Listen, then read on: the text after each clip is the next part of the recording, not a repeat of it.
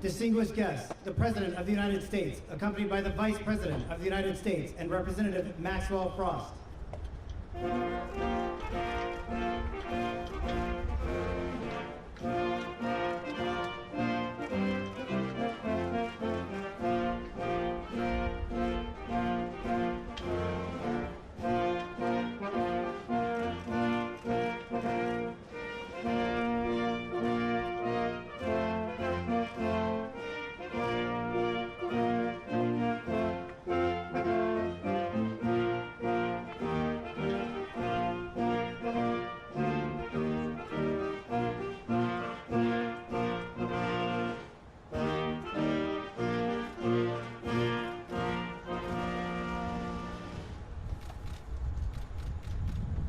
Good afternoon, everyone. Please be seated. Good afternoon. So I will start by thanking our President, Joe Biden, for his long-standing leadership in the fight to save lives from gun violence. I also want to thank my husband, the second gentleman of the United States, and the extraordinary members of our administration, the members of Congress, survivors, advocates, and our incredible young leaders who raise their voice and demand change. So we are all gathered here today for a simple reason. We agree that in a civil society, the people must be able to shop in a grocery store, walk down the street, or sit peacefully in a classroom and be safe from gun violence. But instead, our nation is being torn apart by the tragedy of it all, and torn apart by the fear and trauma that results from gun violence. Recently, I have met with students on college campuses across our country, and when I'm there, every time I turn to the students and I make a request of them. And what I ask is, please raise your hand if you have had an active shooter drill while you were in elementary or middle school. Every time, a sea of hands goes up. Because in today's world, on the first day of school, students, yes, learn the name of their teacher. Yes, they learn the location of their cubby.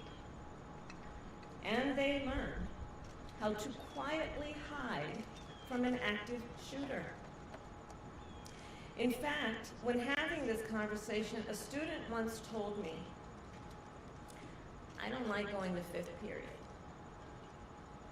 "Why, honey?" I asked. "Because in fifth period, there's no closet."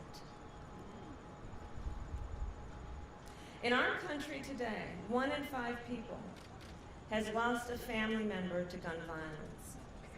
Across our nation, every day, about 120 Americans are killed by a gun. And while this violence impacts all communities, it does not do so equally. Black Americans are 10 times more likely to be victims of gun violence and homicide. Latino Americans, twice as likely. And as a former courtroom prosecutor, I will tell you I have personally prosecuted homicide cases. I have seen with my own eyes what a bullet does to the human body. We cannot normalize any of this. These are not simply statistics. These are our children, our brothers and sisters, our mothers and fathers. As a former district attorney, attorney general, and U.S. senator, and now as vice president of the United States, I have grieved with parents who have lost a child. I have comforted children who have been traumatized by losing a parent or a sibling. We owe it to them and to those living in fear to act without delay. And on this issue, we do not have a moment to spare, nor a life to spare. And here's the thing. solutions do exist. It's a false choice to suggest, yeah, they have to choose between supporting the Second Amendment or passing reasonable gun safety laws. That's a false choice. President Biden and I believe in the Second Amendment, but we also know common sense solutions are at hand. So I'll close with just a couple points. First, President Biden and I continue to be deeply inspired by the students who are leading this movement. So many of whom are here. And second, in so many ways, we are then propelled by their work, by your work. And being propelled by what you are doing, we are expanding our work. With this new office, we will use the full power of the federal government to strengthen the coalition of survivors and advocates and students and teachers and elected leaders to save lives and fight for the right of all people to be safe from fear and to be able to live a life where they understand that they are supported in that desire and that right. And with that, I will now introduce a national leader on this issue. He was only 15 years old when he joined this movement. He is an organizer, he is an advocate, he is a coalition builder, and he is the first Gen Z member of the United States Congress. Representative Maxwell Ross.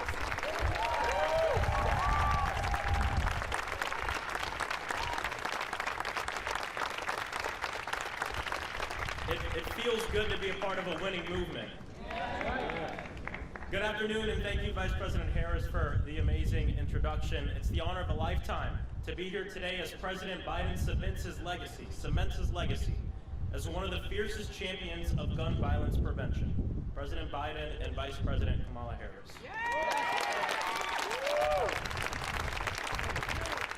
I'm Congressman Maxwell Alejandro Frost, proudly representing Central Florida in the House of Representatives. As the youngest member of the United States Congress and first member of Gen Z, I'm often asked what got me involved in this work, and the answer is quite simple. I didn't want to get shot in school. I was 15 years old when a shooter walked into Sandy Hook Elementary School and murdered 20 children and 6 teachers.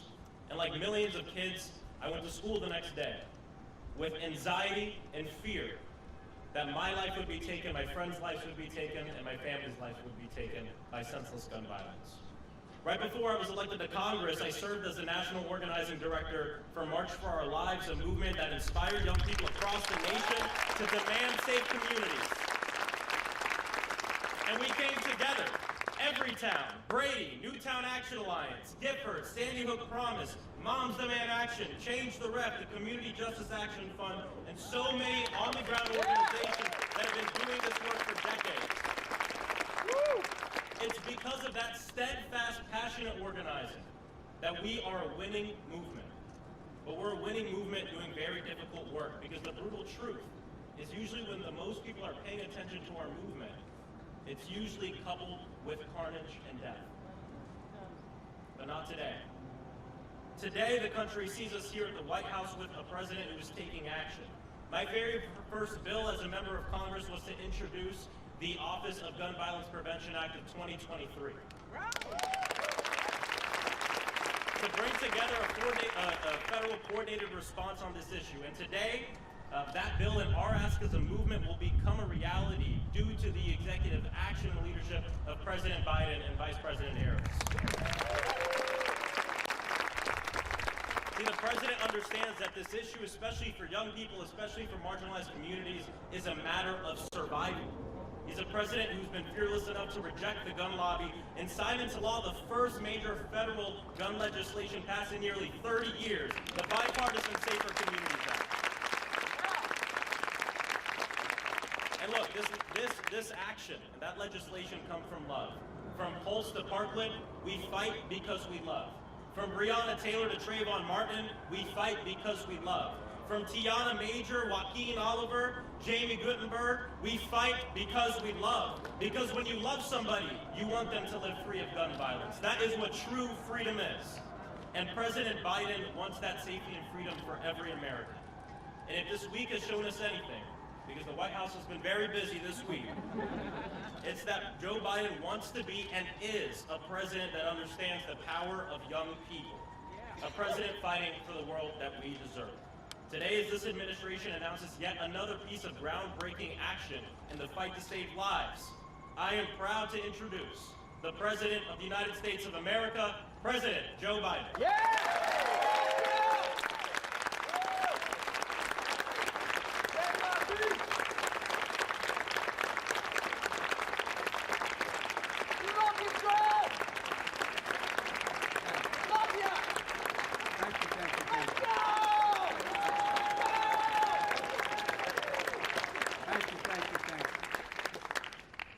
Everyone should see it except Mom and Dad. Mom and Dad stand up. I want everybody to see the parents of this proud young man.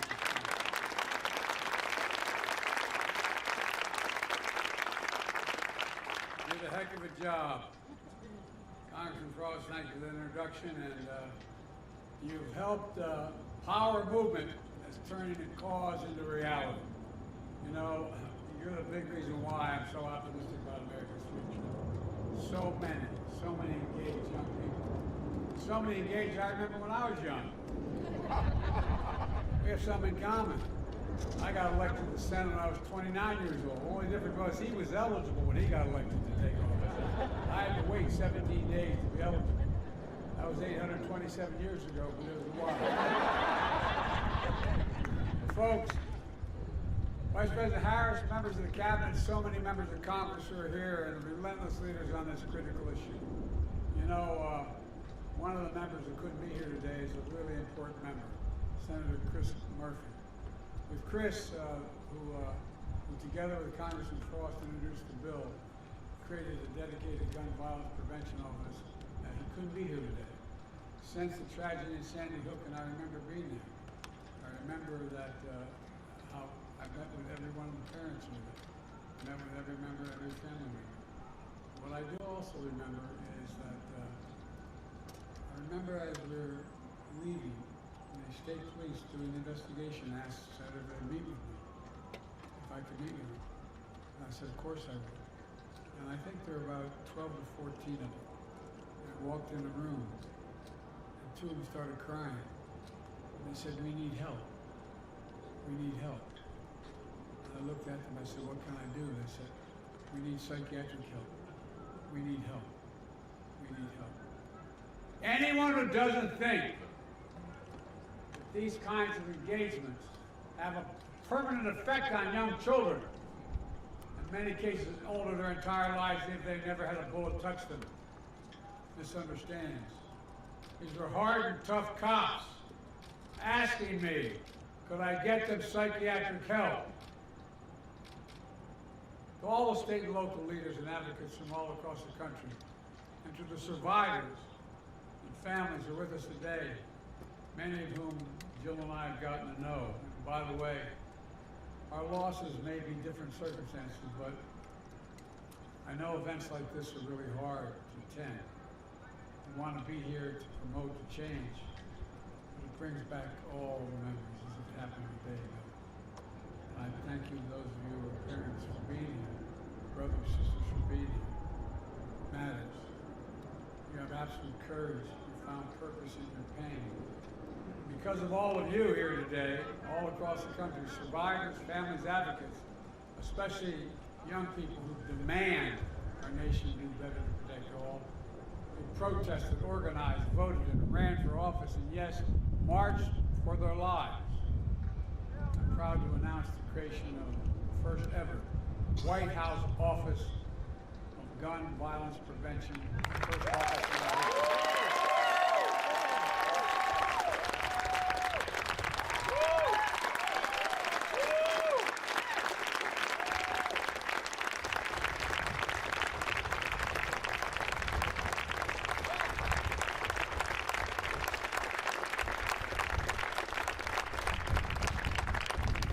executive order, I determined to send a clear message about how important this issue is to me and to the country. It matters. And here's why. After every mass shooting, we hear a simple message. The same message all over the country. I've been to every mass shooting. Do something. Please do something. Do something to prevent the tragedies that leave behind survivors who will always carry the physical and emotional scars. Families will never quite be the same. Communities overwhelmed by grief and trauma. Do something. Do something. My administration has been working relentlessly to do something. To date, my administration has announced dozens of executive actions to reduce gun violence, more than any of my predecessors at this point in their presidencies, and they include everything from cracking down on ghost guns, breaking up gun trafficking, and so much more. And last year, with your help, I signed into law the Bipartisan Safer Communities Act, the most significant gun safety law in almost 30 years. It strengthens background checks, expands the use of red flag laws, improves access to mental health services, and so much more. This historic law will save lives. It's a really important first step. And by the way, I was the guy along with a woman in California who once banned assault weapons and mobile magazines. We're going to do it again. We're going to do it again. Call to action, a reason to hope. Because for so long, the conventional wisdom was we'd never get any Republicans to support gun safety legislation. But we did. For the first time in 3 decades, we came together to overcome the relentless opposition from the gun lobby, gun manufacturers, and so many politicians opposing common sense gun legislation. And we beat them.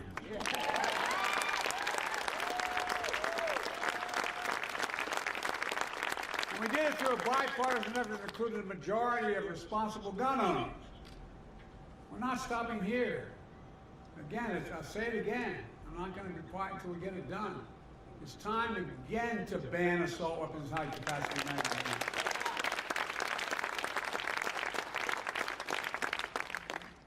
If you need 80 shots in a magazine, you shouldn't own a gun. Because look, last time we did it, it worked. We also, last time we established universal background checks that require safe storage of firearms. It's time. Yeah. It's time. Look, while we push for Congress to do more, we're going to centralize, accelerate, and intensify our work to save more lives more quickly.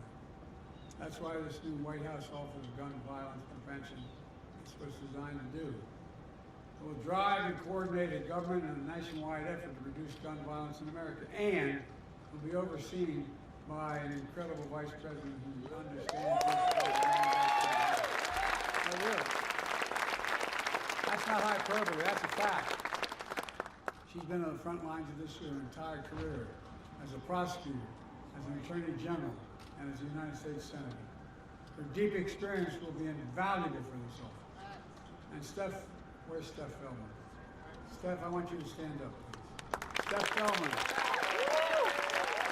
Been working on this issue with me since Sandy Hook in 2012.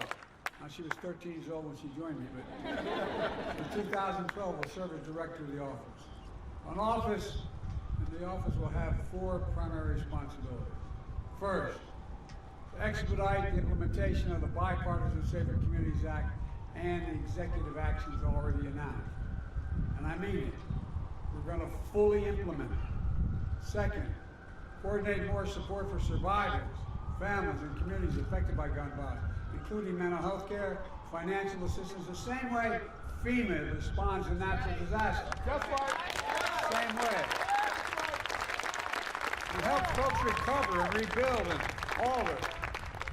Look, folks, shootings are the ultimate superstorm, ripping through communities. Third, identify new executive actions we can take within our legal authority to reduce gun violence. And fourth, expand our coalition of partners in states and cities across America, because we do have partners to get more. We need more state and local help to get these laws passed locally as well. and to strengthen our laws and give us more hope. Folks, to be clear, none of these steps alone is going to solve the entirety of the gun violence epidemic. None of them. But together, they will save lives. And it's going to help. It will help rally the nation to a sense of urgency and seriousness of purpose. Today, guns, I never thought I'd even remotely say this in my whole career. Guns are the #1 killer of children in America. Guns are the #1 killer of children in America, the United States of America. More than car accidents, more than cancer, more than other diseases. In 2023 so far, our country has experienced more than 500 mass shootings and well over 30,000 deaths due to gun violence. This is totally unacceptable. It's not who we are. And we have to act, and we have to act now. And let me be very clear. If members of the Congress refuse to act, then we'll need to elect new members of Congress that will act. Democrat or Republican. Look, folks, there comes a point where our voices are so loud, our determination so clear, that our effort can no longer be stopped. We're reaching that point. We've reached that point today, in my view, where the safety of our kids from gun violence is on the ballot. At the end of the day, whether the Democrats or Republicans, we all want our families to be safe. We all want to go to school, houses of worship, grocery stores, gyms, malls, movies, without constant anxiety. We all want our kids to have the freedom to learn how to read and write in school instead of ducking cover, for God's sake. And it matters. So let me close with this. Earlier this summer, I was in Connecticut at a summit on gun safety hosted by Senator Murphy. 4 students impacted by gun violence who are here with us today summoned extraordinary courage and stood and shared their stories on stage. 4 of them. They each came from different backgrounds, different parts of the country, different shootings.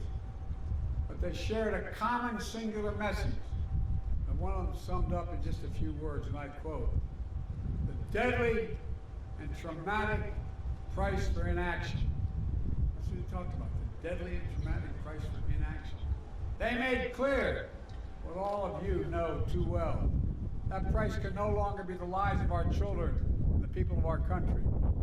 They spoke for an entire generation of Americans who will not be ignored, will not be shunned, and will not be silenced. And I know progress is hard. I've been at this a long time, and we've done it before. We can do it again. As we're here, I'm here to tell you, to you and Vice President Harris hears you as well. You're right. You're right. We're by your side, and we're never going to get up. You give up dealing with this problem. We're never going to forget your loved ones. We're never going to get there unless we remember. You know, I know we'll do this because I know you. Heroes. Heroes proving that even with heavy hearts, you have unbreakable spirits. In memory of your loved ones, you're building a movement that endures. Above all, you'll never give up on the one thing we must never lose: hope. Hope, hope. Jill and I, Kamala and Doug, our entire administration, are more determined than ever to carry forward that hope, that inspiration, that light that you continue to give us all. For the lives we have lost, or for the lives we can save, we can do this. We just have to keep going. We just have to keep the faith. We just have to remember who we are. Every time I walk out of my grandpa's house up in Scranton, he'd yell, "For real. Joey, keep the faith." My grandmother would go, "No, Joey, spread it. Spread it." That's what we have to do. Spread the faith. And remember, I mean sincerely, we are the United States of America. There is nothing beyond our capacity when we do it together. Nothing we've ever tried to solve when we've done it together, we haven't succeeded. God bless you all, and God protect our troops, and may God protect our children. Thank you so much. Distinguished guests, please remain in the Rose Garden as the President and the Vice President depart. Thank you.